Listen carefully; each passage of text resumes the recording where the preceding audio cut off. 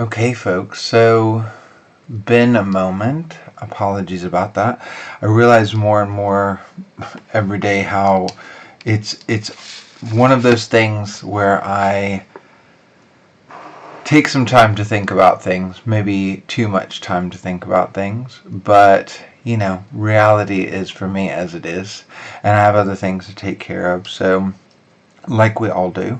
But this is the second installment for the astrology, astromancy for 2021. And today we're going to be really talking about some foundational concepts that I think need to be in place, things we need to be able to think with as we go about doing the work that we're talking about doing. And I've been sitting with a few of these pieces for a little bit now, and I feel like I'm ready to say something about it. And, as part of this type of material that I make available in this way, I think that you are going to get me in a slightly more raw form than maybe would be desirable. But at the same time, I think that, again, take it or leave it. It is what it is. I've been spending a lot of time with this text. This is The Moment of Astrology, Origins and Divination by Geoffrey Cornelius. This book is so important. It was published in 97, I believe. But for anybody that knows Robert Hand, this is the quote on the back, is it's one of the most important astrological books of our time, a book which every astrologer concerned with the philosophy of astrology must confront. Well-reasoned, presented a position that can allow astrology not only to defend itself, but to go on the offensive against the prevailing reality paradigm. We live in a time where the split between objective and subjective reality is very firm, at least from the perspective of what is valued. And I think that astrology, and particularly prediction, but astrology in general, stands in defiance to this sort of split, but also is bound up in this split. And this is something I want to explore with us today, because thinking about this is an important piece when it comes to making sense of the how of astrology, which I think when we get involved in the how to do astrology, which is probably a super important piece. Like, I do think it is a super important piece. Get on with the astrology already. It is important that we, as people engaging in astrology in this time, are open to sitting with and asking ourselves the question of the philosophy behind astrology, or even we might say the metaphysics behind astrology. And I brought this up in the first video, and I tried to do my best at that time to address some of my concerns, particularly around that question. But it's come to me now that we need to do a little bit more. We need to have more with us, ideas to think with, what we are doing. And I think to do this, we are going to turn now to some of what Geoffrey Cornelius is bringing to the fore, which is that around the time of the Hellenistic era with astrology, we have a change where Ptolemy, in particular, which is a very important Hellenistic era astrological compiler, but also an astrologer in his own right around many things. But Ptolemy's Tetrabiblos is a foundational text in understanding early conceptions of how we make sense of the how or why of astrology. And I think that within this, what we need to understand is that we're wanting to think about this moment. So we're thinking first, second century AD, and prior to it, and then after it.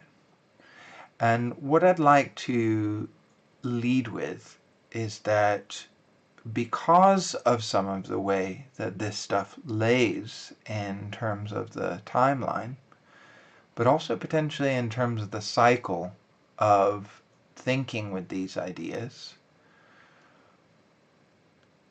I've often tried to conceptualize of astrology and astrologers as being children of this problem. And what is this problem? I think this problem is the split between subjective experience and objective experience, or the subjective impulse and the objective impulse, if you will, or view.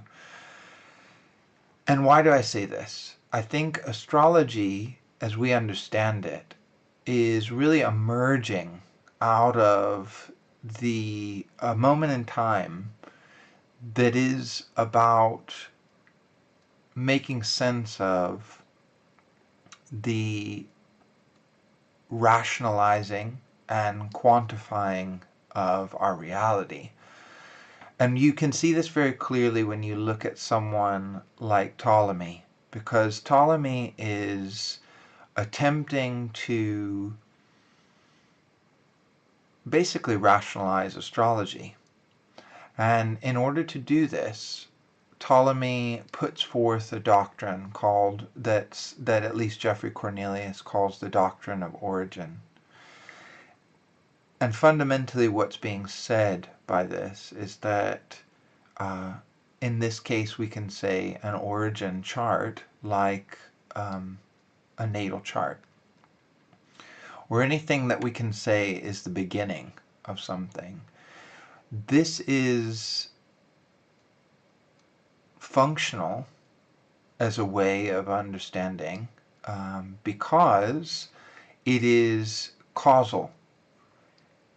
In this conception of astrology, it's a causal temporal dimension, which is saying that really the positions of the luminaries and the planets are causing the things that are unfolding in the life.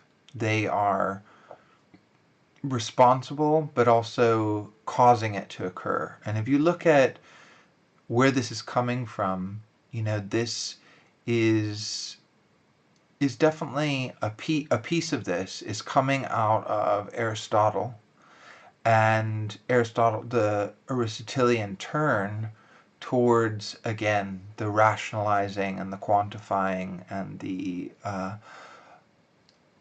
logical orientation that is being taken there. And in this case, the planets are objective. We can all perceive their positions and where they are. And it's linked to this moment in time. It is an origin, so it's aligned with that doctrine of origin.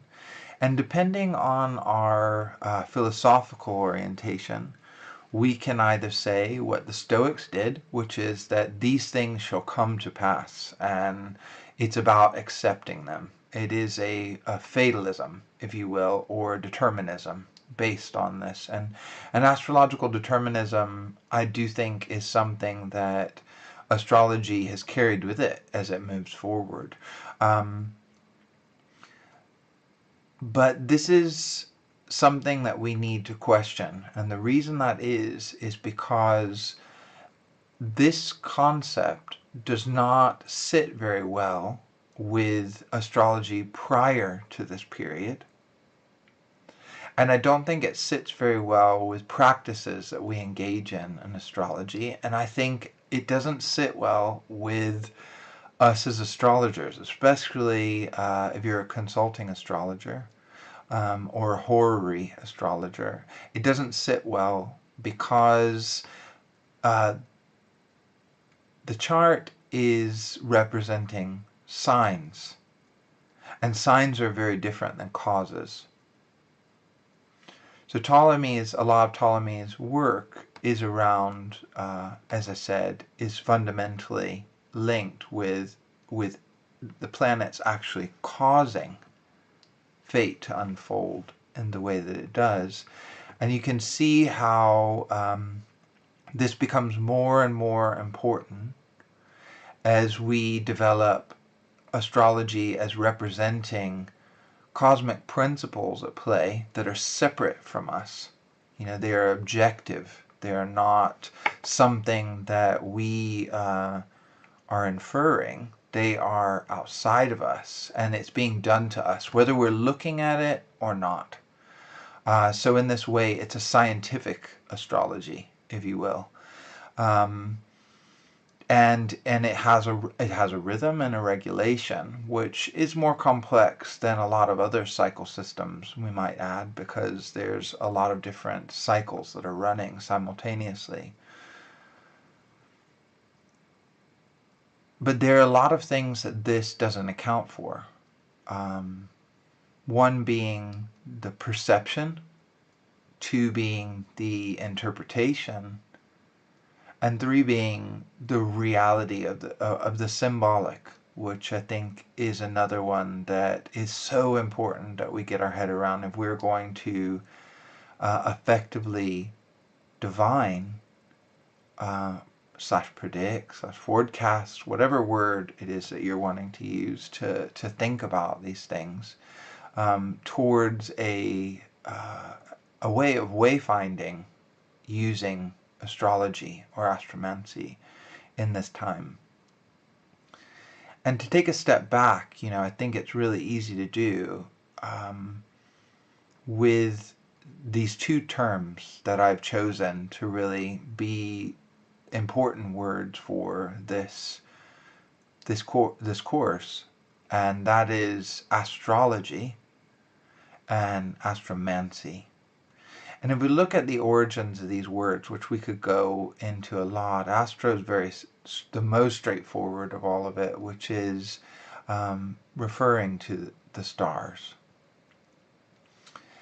And the second part of these words is very interesting because Logion is obviously very much bound up in a term that has fundamental power in Western thought called logos.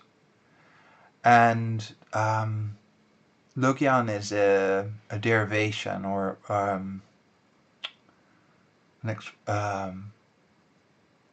a word, again, bound up with logos. I won't go into the technical pieces too much because maybe I don't even understand it.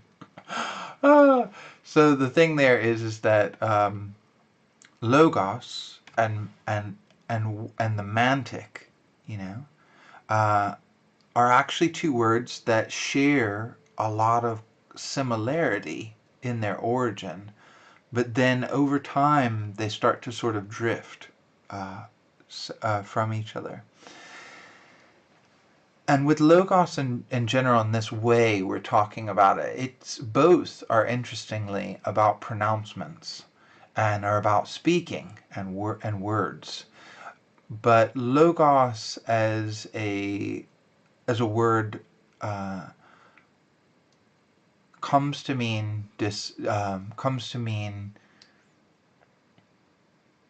discourse, or all the words, if you will, or collecting the words, which is getting closer to this word logion, which is about words and accumulating them. But then it also, as we get to the religions of the book of Judaism and Christianity, and to some extent I would imagine in Islam, we have logos representing more and more the word. And later, as it moves into certain ways of thought, and you can see this in different philosophers as well, it's a way of speaking that brings about a response or reaction. And ultimately, it leads in the direction of us having it being the logical principle, or not the logical, the ordering principle of reality. So it's something that's giving shape to reality. And there's this in itself, exploring this, could be a whole thing. But at the beginning, we're with pronouncements. Okay? And Mancy is a word that I think sits better to some of the origins of astrology, in that Mancy is also about pronouncement.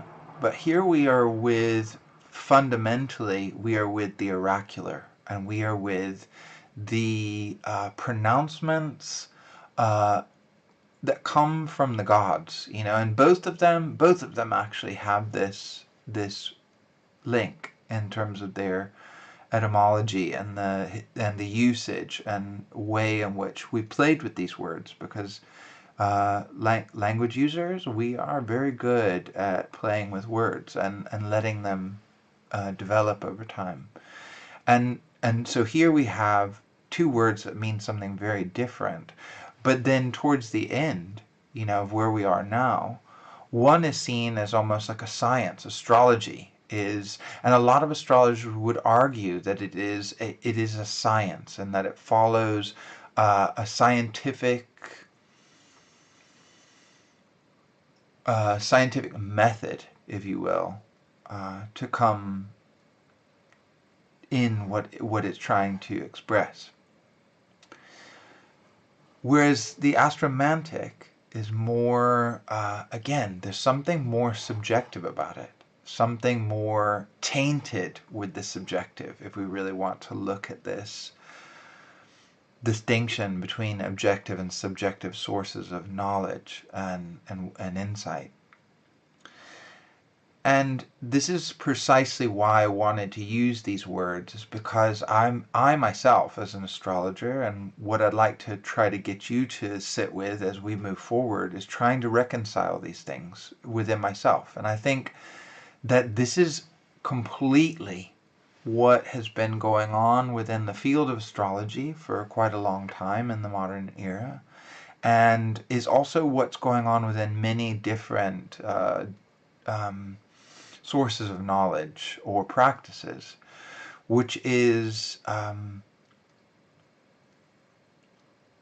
over time there's sort of a purging of the subjective, that the subjective is not trustworthy, the subjective is open to being diluted, and because of that we need to purify all subjective input to the point that we are left again with these completely objective principles that are ordering our world. And you can see how this is tipped into the scientism that we experience today, which is that it's almost like a religious view that has established that anything outside of what we can deem objective is false and is not to be trusted. It's like the new version of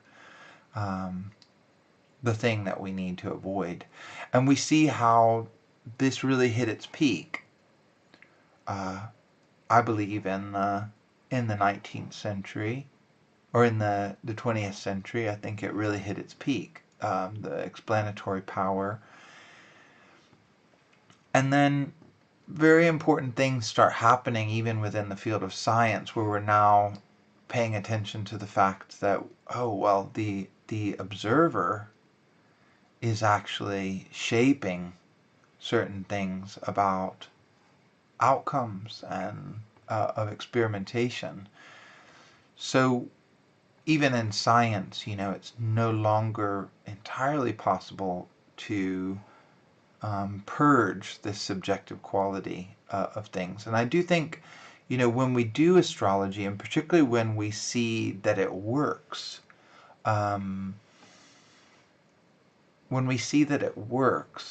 we are kind of struck by the way in which the symbolism is able to feel completely separate from us. And in that way, it's appears entirely external and objective, and it appears to, and some of the practices that we do in astrology utilize this objectifying mind to kind of move in the direction of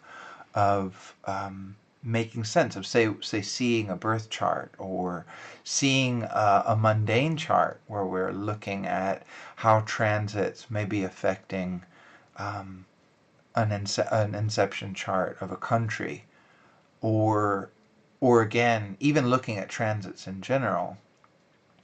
And I think that what we need to understand around this, and why I'm leaving it as something for us to think with, so we can really get on with the next step, which is now let's look with what's coming, is we need to understand that as much as our practice of looking may obscure our own eye as we look at it, and as much as it may obscure the context and the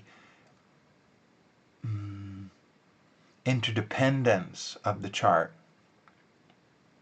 interpretation, we can very easily start to pick apart what all needs to be present for an astrologer to interpret a chart. One, there has to be a chart in this context. We astrologers are very focused on the chart. The chart itself is a representation based on tradition, and we can follow various traditions around that. So we've got the astrologer, the perceiver, we've got the chart, which is something that is like a sign that we're trying to understand. It's arising out of a tradition of looking at these things, which is based on actual position of planets and other types of information in the sky that's mathematically derived, which again is coming out of tradition. We need the symbol objects, which are in this case the planets, and the for lack, maybe we can talk about the archetypal core that is there with them, or the convention. We could also talk about the convention around those symbol objects that we're talking about in the chart, and simultaneously that they are actually linked to certain ways of measuring movement of the planets and the luminaries in our sky as it's seen from Earth. Next we have the context, and this one is often super obscured. When we do interpretation, what is the context? Because in natal astrology, knowing the context, even if the context is the individual, or if the context is my work or my health, these are all things that create context for us as we look at the chart. Next, we have the fact that we have a consciousness, and that our consciousness is actually the vehicle through which we are able to perceive and then be able to give rise to an interpretation. And then we have all the things that unfold. If it's a consultation, we have all the things that unfold between the person who is the consulter and the person who's being consulted, or the consultant and the consulted. And I think that all of these things have a way of dancing, and they some of them are more obscured than others. But the thing that Jeffrey Cornelius is really bringing up in the moment of astrology is this idea of astrology having originated within the practice of divination, and particularly ancient divination, or divination in the ancient world. And many philosophers and many different people talk about the way in which our consciousness as human beings really changed very much over our deeper past, us being in a time that is dominated by mythos, where story, symbol,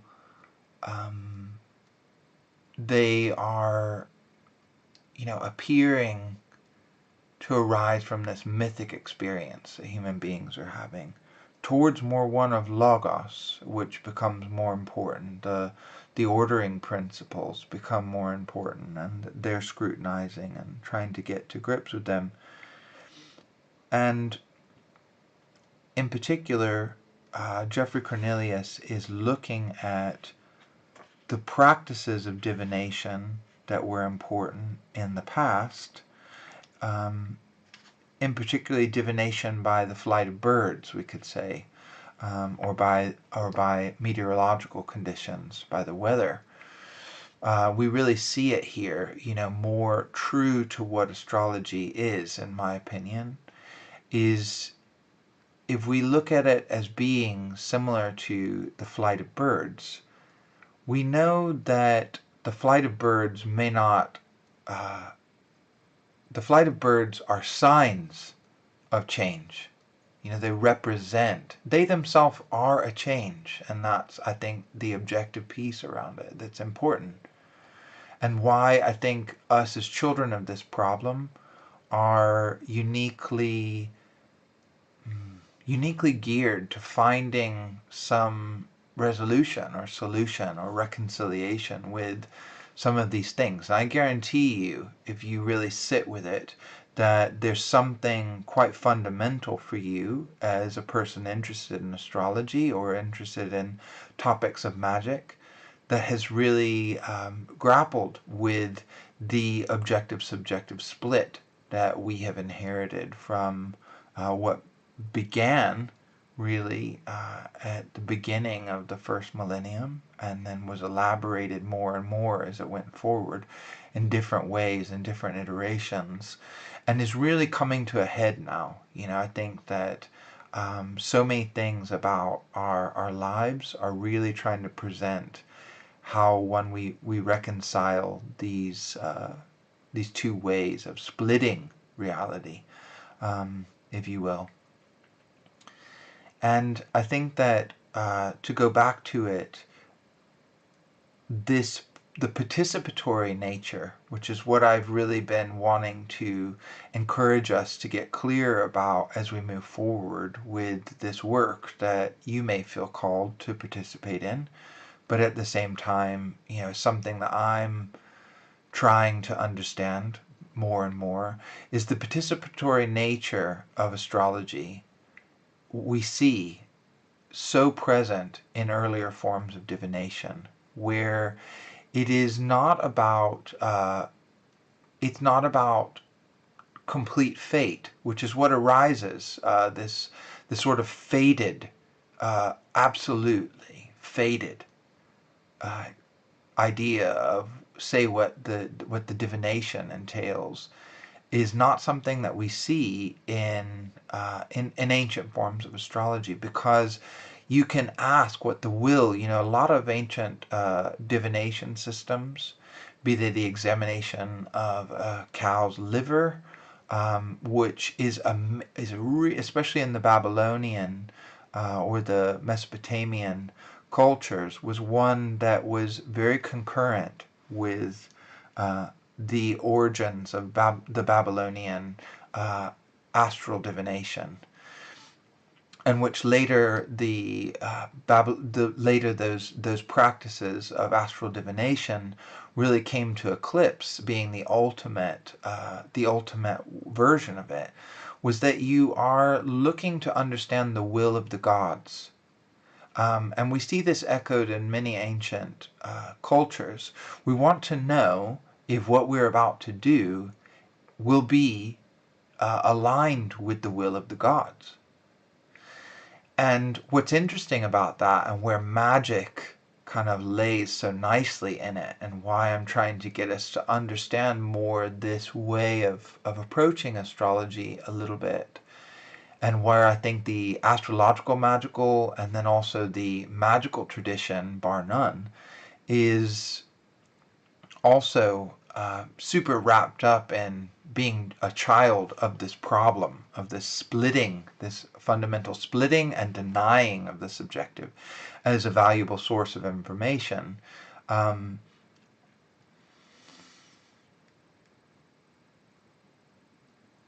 What the gods declared was in their will, was actually up for negotiation.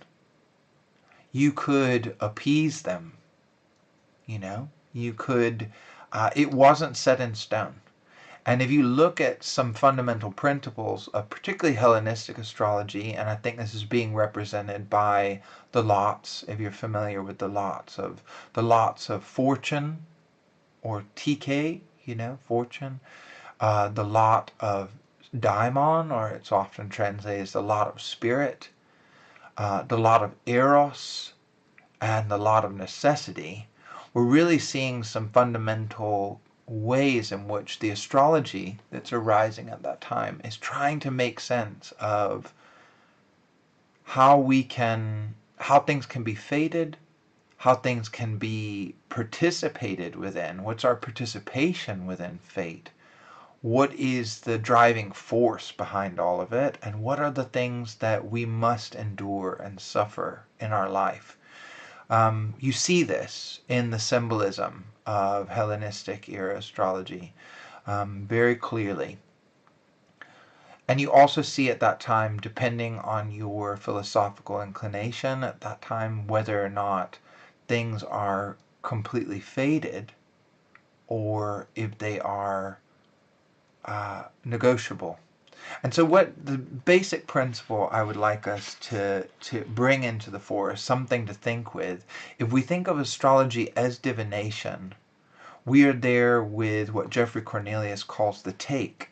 It's about our view. And by that what I mean is that all those things coming together, the us as the astrologer, the chart, the history of looking at things in this way, the planets themselves, which are represented on that chart, and then also our interpretation. All of this is arising, and also, as I said, the symbol object, all of this is arising within this context. And it's keeping all of that clear for us. And also that the moment in which we begin to look at a chart is a meaningful moment. It's a conversation that we are having with all of these layers, and ultimately with the cosmos, And getting clear about this allows us to become clearer and clearer about allowing the cosmos to speak to us again, which I think back in those times, or even for contemporary cultures now, still, they probably have a better grasp of what we would call the mythic experience of being mixed into reality, as opposed to the one that is all pushing totally towards the objectifying and the external to us. It doesn't, and in this case, it doesn't matter. It doesn't matter if we look at the charts. It doesn't matter if the astrologer even tries to make an attempt to interpret. And this is something that is carried forward with us, this Ptolemaic inheritance that's kind of carried forward with us and has been unquestioned by astrology going forward. And so again, this idea of the temporal causal is what we're seeing when we look at a chart. And we know, I mean, the point really is that it's so detached from what's actually happening when we look at a chart, and what those things. It's not about causation, the temporal causal. It's about signs. And in order to interpret and understand signs, we need to understand their embeddedness and the interpretation of signs as being completely embedded within all of these many factors coming together to spontaneously give rise to delineation of the astrologer, the interpretation, or in this case, as Geoffrey Cornelius says, our take. But it's basically the creative production of the astrologer themselves, you know. So anyway, why is this relevant as we're trying to look forward to understanding what is to come to pass with the astrology of 2021? The reason it is important is because not paying attention to them obscures the fundamental dynamics that are going on underneath and within the practice of doing astrology. And this is why I think acknowledging the position of the person who is doing the interpreting, the astrologer in this case, and the astrologer's consciousness, which is able to, is really part of the thing that is really driving forth the creative production, is so important. And I think this is what we'll turn to next is, well, what do the spirits have to say about this? Because ancient divination had a lot of things to say about the spirits, particularly the daimons, and the guiding spirit, if you will, and its ability to assist in this. And many ancient and modern critiques of astrology say that its ultimate validity is derived through the inspiration of a guiding spirit. And this can be viewed from either side as good or bad, you can imagine. But I'll leave you with this for now, because I think that it's important that we not get too overloaded at the moment. Some things to think with. There's a bunch of goodies coming your way. I realize more and more how much I sort of find New Year to be really registering normally with the Lunar New Year, which is February 12th. So don't be worried about it. There's going to be a lot more to say. And my main thing I would say now, the recording of this video is at the moment of Uranus stationing direct.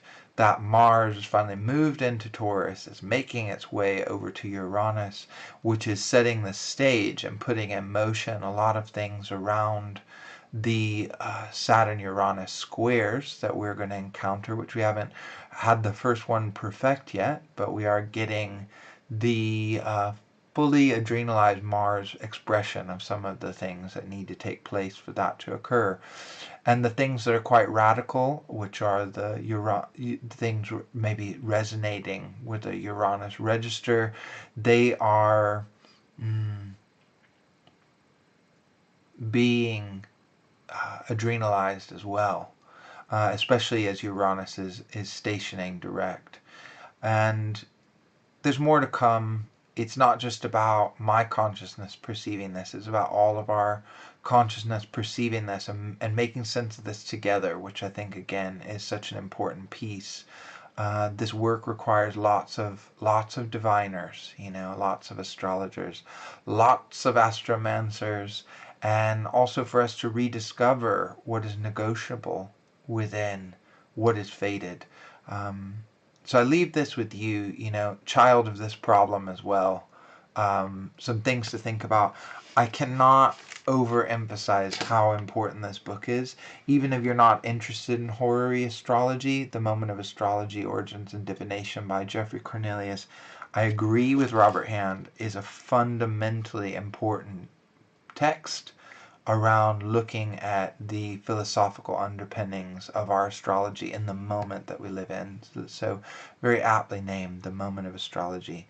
Until next time, I hope that you are well. Lean into whatever levels of joy you can experience. I know that January for many of us has felt like a 13th month of 2020. I think that after the Lunar New Year, February 12th, I think we will see certain things starting to have a little bit of lift. It doesn't change. It's not like switching a switch on and off. And we are coming from a heavy place already. So, within that heaviness, whatever your context is, lean into joy. I do think that this is the best thing. And I think that this time, for us that have maybe had a lot of practice with it, is a time that does favor the simple joys of life. Until next time, I will hopefully have a live session and more interactive as ahead of time, and people can pose some questions. We can begin to look at some charts, but this is giving us something to think with. Not causal, temporal, but interconnected, participatory astrology.